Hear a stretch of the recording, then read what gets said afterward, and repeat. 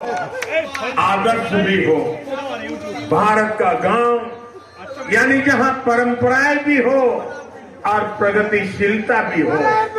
भारत का गांव यानी जहां संस्कार भी हो और सहकार भी हो, जहां ममता भी हो और समता भी हो। आज आजादी के अमृतकाल में ऐसे ही गांवों का पुनर्गठन, उनका पुनर्जागरण, ये हमारा कर्तव्य है। आज इसी संकल्प को लेकर देश गांव, गरीब, कृषि, किसान और पंचायती लोकतंत्र के विभिन्न आयामों में काम कर रहा है। आज भारत के गांव में सबसे तेज गति से सड़कें बन रही हैं। आज भारत के गांवों में तेज गति से ऑप्टिकल फाइबर बिछाया जा रहा है।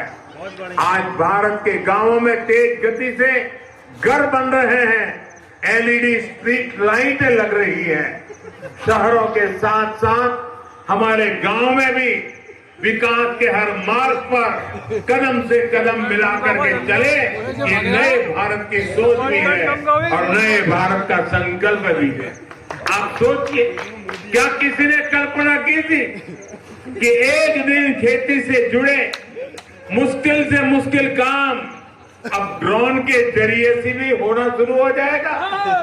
लेकिन आज देश इस दिशा में आगे बढ़ रहा है। मुझे बताया गया है कि यहाँ इस गांव में भी 300 से ज्यादा लोगों को स्वामित्व के तहत घरौनी दी जा चुकी है, प्रॉपर्टी के कागज दिए जा चुके हैं। टेक्नोलॉजी के जरिए कैसे किसान की सुविधा और आमदनी दोनों बढ़े, इस दिशा में तेजी से काम किया जा रहा है। साथियों, हमारे गांवों के पास सबसे ज्यादा सामर्थ्य है, सबसे ज्यादा श्रम शक्ति है और सबसे ज्यादा समर्पण भी है। इसलिए भारत के गांवों का सशक्तिकरण हमारी सरकार की सर्वोच्च प्राथमिकताओं में से एक है। जनधन योजना हो, आवास योजना हो, उज्ज्वला के तहत मिला गैस कनेक्शन हो, हर घर जल अभियान हो, आयुष्मान भारत योजना हो, इन सभी का लाभ करोड़ों गांव वासियों को मिला है। गरीब कल्याण के लिए देश ने जिस गति से काम किया है वो अभूतपूर्व है।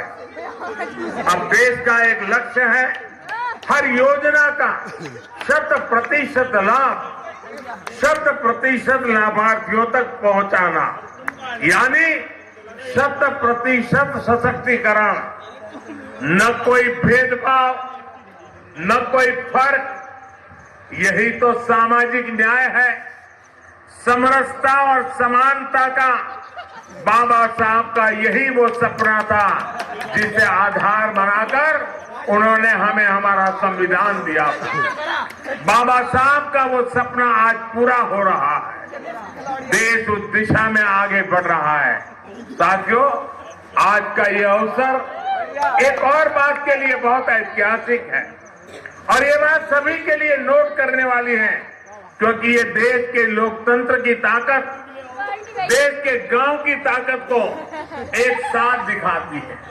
यहाँ इस मंच पर आदरणीय राष्ट्रपति जी, यूपी की राज्यपाल आनंदीबेन पटेल और मुख्यमंत्री योगी आदित्यनाथ जी उपस्थित हैं। मुझे भी अपने आप सब देशवासियों ने देश की सेवा के लिए इतना बड़ा दायित्व सौंपा है। हम चारों लोग किसी न किसी छोटे गांव या कस्बे से निकलकर यहां तक पहुंचे हैं। मेरा जन्म भी गुजरात के एक छोटे से कस्बे में हुआ था। गांव की संस्कृति, संस्कार और हमारे यहां जुड़े संघर्षों ने हमारे जी से जैसे कितने ही लोगों को तराशा, हमारे संस्कारों को मजबूत किया। यही हमारे लोकतंत्र की ताकत है। भारत में गांव में पैदा हुआ गरीब से गरीब व्यक्ति भी राष्ट्रपति, प्रधानमंत्री, राज्यपाल, मुख्यमंत्री के पद तक पहुंच सकता है। लेकिन भाइयों और बहनों, आज जब हम लोकतंत्र की इस ताकत की चर्चा कर रहे हैं तो हमें इसके सामने खड़ी परिवारवाद जैसी चुनौतियों से भी सावधान रहने की जरूरत है। ये परिवारवाद ही है जो राजनीति ही नहीं बल्कि हर क्षेत्र में प्रतिभाओं का गला घोंटता है, उन्हें आगे बढ़ने से रोकता है। वैसे साथियों, मैं जब परिवारवाद के खिलाफ बात करता हूं तो कुछ लोगों को लगता है कि ये राजनीतिक बयान है।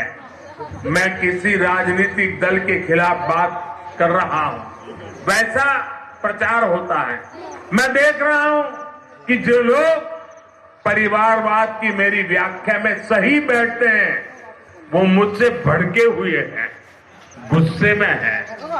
देश के कोने कोने में ये परिवारवादी मेरे खिलाफ अब एकजुट हो रहे हैं। वो इस बात से भी नाराज है कि क्यों देश का युवा परिवारवाद के खिलाफ मोदी की बातों को इतना गंभीरता से ले रहा है।